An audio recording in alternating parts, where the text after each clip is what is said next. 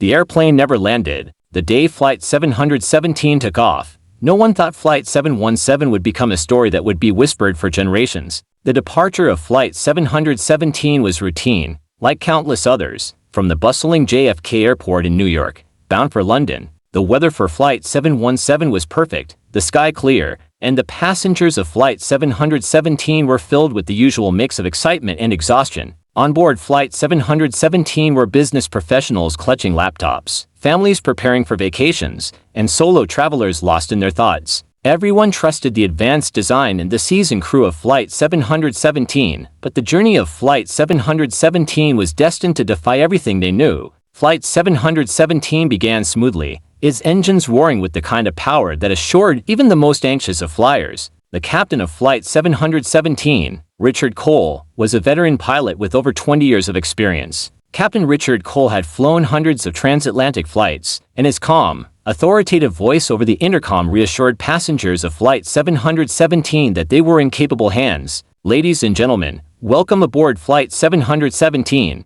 We are cruising at 35,000 feet and expect to land in London on schedule. Sit back, relax, and enjoy the flight. The flight attendants of Flight 717 moved through the aisles, offering snacks and beverages, their smiles putting passengers of Flight 717 at ease. Children on Flight 717 giggled as they watched cartoons, while adults settled in for movies or conversations. For the first 3 hours of Flight 717, everything felt like an ordinary journey. Then, the first signs of unease on Flight 717 appeared. The seatbelt sign of Flight 717 flickered unexpectedly, turning on and off without any announcement from Captain Richard Cole. Some passengers of Flight 717 noticed and exchanged confused glances, but no one paid much attention, assuming the flickering seatbelt sign of Flight 717 was a minor glitch. Soon after, the in-flight entertainment systems in Flight 717 froze, displaying static before going completely blank. A ripple of murmurs moved through the cabin of Flight 717 as passengers of Flight 717 tried unsuccessfully to reset their screens.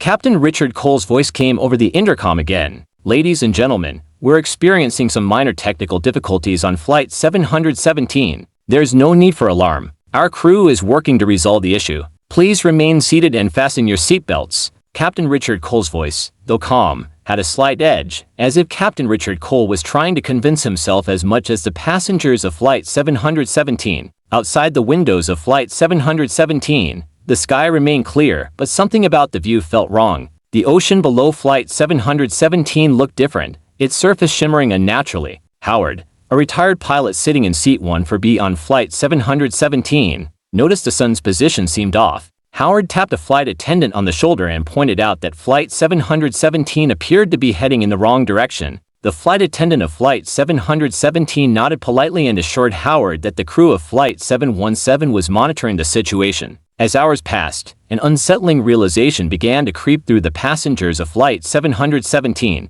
The plane of Flight 717 was flying endlessly over an ocean that stretched into infinity, with no signs of land. The passengers of Flight 717 began to grow restless, whispering among themselves, but the crew of Flight 717 offered little information. Captain Richard Cole addressed the cabin of Flight 717 once more, his voice noticeably strained. Ladies and gentlemen, we are working to resolve the issue with the navigation system of Flight 717. Please remain calm. Your safety is our priority. The passengers of Flight 717 were no longer reassured. A sense of unease deepened as the clock ticked on. Howard began taking notes, marking down the hours since takeoff and observing the strange consistency of the ocean below Flight 717. It's not just a navigation system of Flight 717, Howard muttered to the man next to him. Something is keeping Flight 717 in the air. The longer Flight 717 remained airborne, the stranger the phenomena became. The passengers of Flight 717 noticed the horizon remained fixed,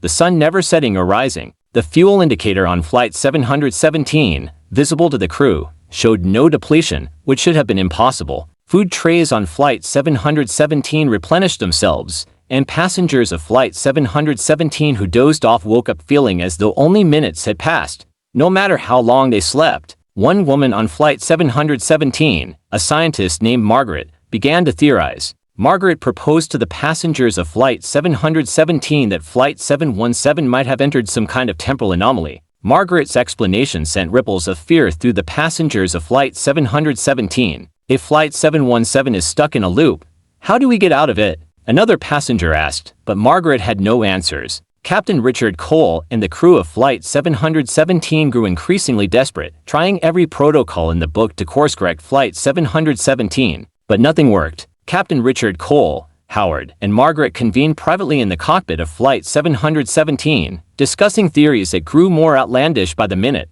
It's as if Flight 717 is being held in place, Captain Richard Cole said, staring at the controls of Flight 717 that refused to respond. Days passed. Though the passengers of Flight 717 could no longer measure time accurately, the passengers of Flight 717 bonded in their shared confusion and fear, creating a strange sense of community. Stories were exchanged, jokes were told, and plans to escape were debated endlessly. The passengers of Flight 717 found ways to keep their minds occupied, even as the reality of their predicament weighed heavily on everyone aboard Flight 717. As the endless journey of Flight 717 continued, passengers of Flight 717 began to wonder if the airplane of Flight 717 would ever land. Flight 717 became its own world, a place suspended between time and space, with no answers in sight.